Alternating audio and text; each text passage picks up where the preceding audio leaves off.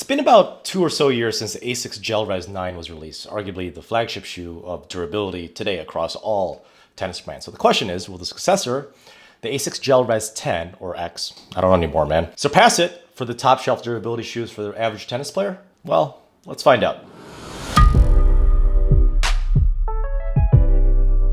Well, this is an obvious one, but the Gel Res 10s might be one of the very few tennis shoes out there that still offers the 6-month durability or any type of durability guarantee on the outsole. I think the only current shoe that offers this is the Asus Ultra Shot. I'll be reviewing that in a bit. I did appreciate the height of this shoe. It rose just enough to naturally lean my body forward in most stances on the tennis court, but not high enough to feel like I'm wearing high heels. Not that I know what it feels like to wear high heels. Right, Tag? Don't worry, he's like my 7th favorite moderator on Discord.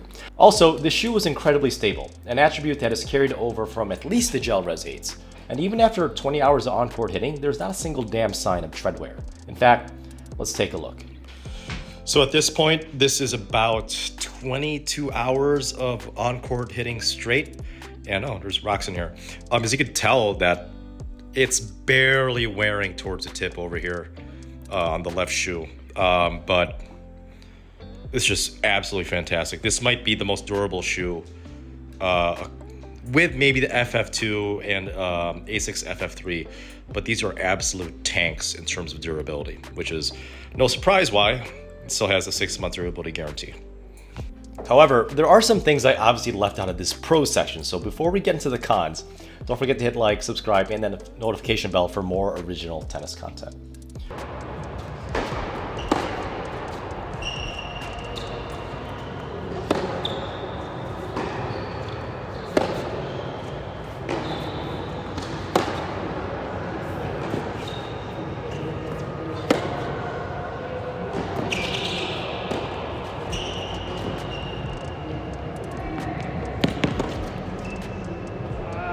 So even though the Gel Res line has never been known for lightweight feeling on court, this version is by far the heaviest shoes I've ever played in, and it feels like it too. According to my research, aka ChatGPT, the US men's size 9 is almost 1 full ounce heavier than the previous versions, the same size. And I will tell you, as a size 9.5 men's user, as my shoe size, it feels even heavier than just 1 ounce. Just like the previous version, there was a break-in period required. However, this break-in period was a disastrous 7 hours. Yes, you heard that right.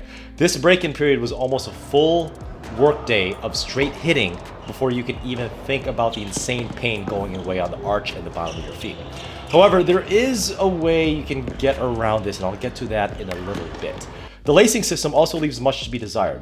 When lacing them up, the tension was always changing between the laces on towards the front of the shoe versus the tension towards the back of the foot, towards my ankle.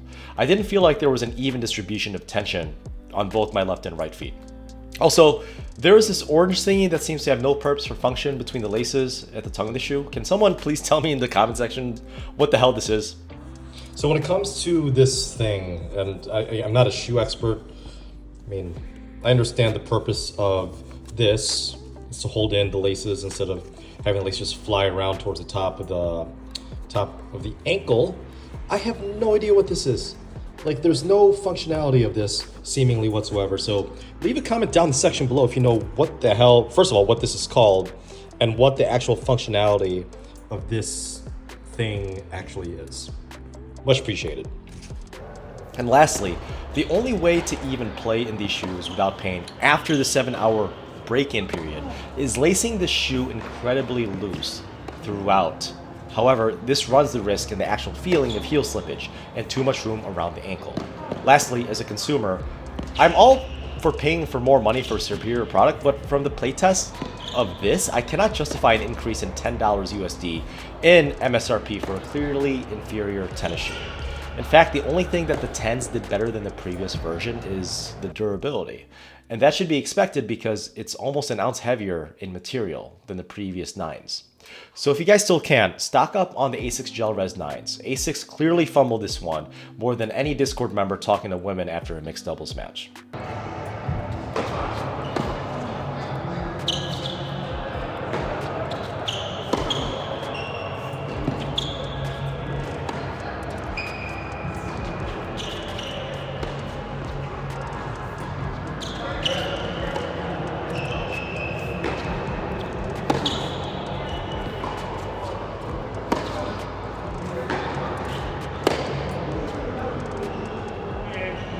Well, what do you guys think? Have you guys tried the Gel Res 10s? If so, did I hit the nail on the head or did I completely shank this one? Let me know in the comment section below, or better yet, join my Discord and follow me on Twitch. The Emperor demands it. This playtest was almost at the 20-hour mark, and as previously stated, I'm US Men's 9.5 with an extremely flat foot and slightly narrow width profile. I also use a Move Game Day Pro insoles. And as always, happy hitting.